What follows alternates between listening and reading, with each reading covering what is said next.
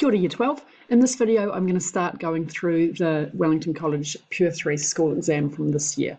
So I'm just going to go in order, and I'm going to aim to have each video take around 12 to 15 minutes. So there'll probably be a couple of them. Okay, so first of all, we had a classic kind of solving logs equation. So we have to solve this equation, and we've got the natural log of this equals the natural log of this minus this. So as soon as you see this, you should spot that it's about using your combining logs rules, and then it becomes a pretty straightforward question. So I'll just do the working down here. So we start out with this.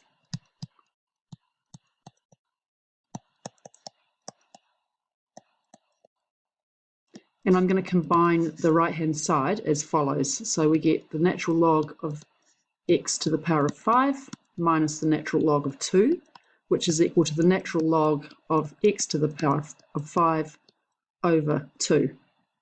So that means that I've now got the log of something is equal to the log of something.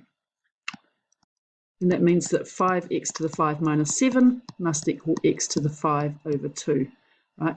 So this is just 1/2 of x to the power of 5.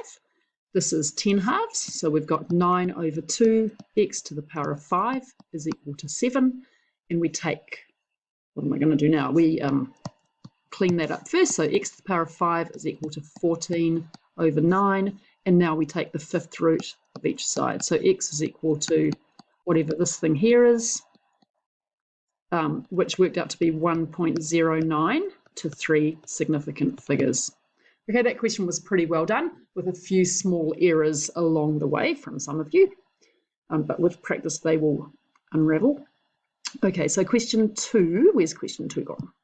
Question 2 was this one that we've looked at in class, but is well worth everyone practicing again. So this is a pretty straightforward integration by parts question, as long as you recognise that with the tan inverse x, that's the bit you want to end up differentiating, okay? So quite often when we're doing IBP in really simple ones, the x is the thing, or the polynomial x term is the one that we're going to want to differentiate, right? For example, if we've got something with an x cubed in it times something else, if we can integrate this thing, then we will, because the degree of this will drop every time we do a round of IBP. But in this case, it's not like that, because integrating inverse tan x is a pain. So in here, we're going to integrate this and leave this, and then integrate this and then differentiate this. And we have to leave our answer as an exact value. You can see from the fact that it's 5 marks that it's going to be a little bit of work. Okay, so several ways to do your setting out on these. We'll start like this. So the first step is that we're going to integrate the x. So we get a 1/2 x squared, and we leave the tan inverse alone. And we're evaluating it at those limits, minus the integral from those same limits of x squared on 2. So integrating this times 1 plus 1 over x squared dx. Okay, so I'm going to evaluate this one now. Occasionally I'll leave all of the evaluating until the end, but not in this case. So we've got 1/2 times root 3 squared, 3, times tan inverse of root 3, minus, this bit here is going to be minus 0, right? And that's because I've got x squared in there. Okay, now in here, I'm going to take the constant out the front, take that 1/2 out the front, and I've got now x squared over 1 plus x squared dx. Right, so let's work through this bit first. Tan inverse of 3 is pi on 3. So this gives me 3 over 2 times pi over 3 minus, and now we've got 1/2. This thing here is not very nice, right? We don't have that in a good form to integrate yet, but we can see we've got a 1 plus x squared here. So we're going to force in a 1 plus x squared in the top line. So we're going to have x squared plus 1 take away 1 over 1 plus x squared dx. And not surprisingly, that was the step where most of you came unstuck. And that will just come with lots and lots of practice, right? So pi on 2 minus a half. And now we've got the integral of 1 minus 1 plus this. And that gives us pi on 2 minus 1/2 x minus tan inverse x, evaluated at those limits.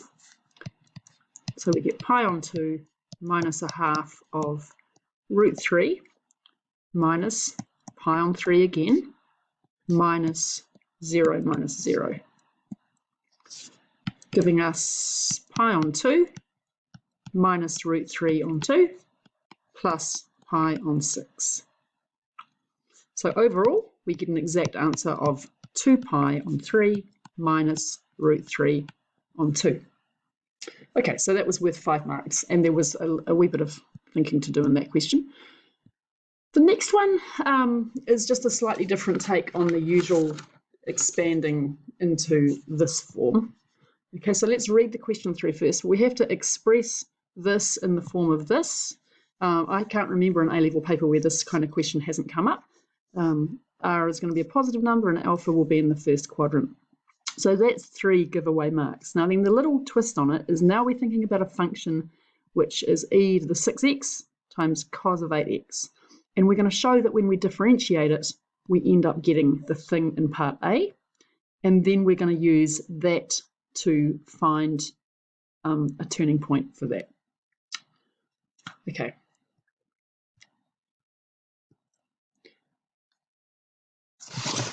So we're going to start by just setting out the expansion. So we need to get into this form. If we expand it, that equals r cos 8x cos alpha minus r sine 8x sine alpha. Rearranging that gives me r cos alpha cos 8x minus r sine alpha sine 8x. Now you don't need to do that second line, but when you're still building up your confidence with that, it's a good line to do, because now we can say that r cos alpha is equal to 6 and r sine alpha is equal to 8. Right? And that's because we're working with 6 cos 8x minus 8 sine 8x. Just be really careful here that we've done the expansion so that we get a negative sign in here. So the r sine alpha here is not negative 8, it's just 8. Okay, so different ways to do this, but we've got cos of alpha is equal to 6 over r, and we've got sine of alpha is equal to 8 over r. So here's alpha here, and here's my little triangle. So we can see that r is going to equal 10 because we've got a 3, 4, 5 triangle. So that's just by Pythagoras. Right? So r equals 10. And then alpha is equal to, well, you can choose either, but alpha is equal to cos inverse of 0.6. And that works out to be 0.927295, which to 3 significant figures is 0.927. Okay, so now we can do our rewrite. We've got 6 cos 8x minus 8 sine 8x is equal to 10 cos 8x plus 0.927. And that's the first part of the question done. So let's just check what the last part asked us to do. Where are we? Okay, so now onto this next function. We have to show that the derivative of it can be written like this. And then we're going to find the smallest possible value of x for which it's got a turning point. So f of x is e to the 6x cos 8x. We need to use the product rule. F dash of x is equal to e to the 6x times negative 8 sine 8x, right? Because cosine differentiates to give me negative sign, and then the other way around, plus cos 8x times the derivative of this, which is 6e to the 6x. So that gives me e to the 6x times 6 cos 8x minus 8 sine 8x. And we know from above that we can rewrite that as follows, e to the 6x. So I'm kind of doing parts b and c together here. But we can rewrite this as 10 cos 8x plus 0.927. And we know that that has to equal 0 for a turning point. Okay, so what can I say now? Well, 10e to the 6x is greater than 0, always. So we must have cos of 8x plus 0.927 is equal to 0. So now draw, as discussed in class, draw your little wiggly cosine graph. We know that the first place that this is going to hit 0, this is cos of theta, is at pi on 2. So I could do this with general solutions, but I think that's overkill, and I think you're more likely to make a mistake if you go down that pathway. So let's just have a look at this way first. Let's just find the principal solution. So 8x plus 0.927 is equal to pi on 2. So we're going to look at this and see if it makes me end up with an x where I want it, right? And it won't always. But in this case, it works. Now, I haven't put all these steps in my working, but I'll chuck them in now. So 8x is going to be equal to pi on 2 minus 9.927.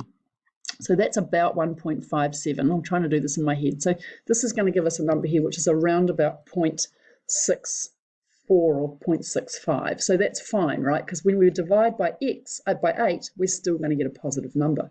So here we do, in fact, get a positive number, and we get x is equal to 0.0805, which is 3 significant figures, right? So that's that question done. So this video is up to 12 minutes. I'm going to stop there. I will try and do the rest of these probably later on this morning. Not that any of you will be watching on the first day of your holidays. And remember, send me in any questions that you want done over the break. I will have heaps of time for YouTubing, so just shoot me an email.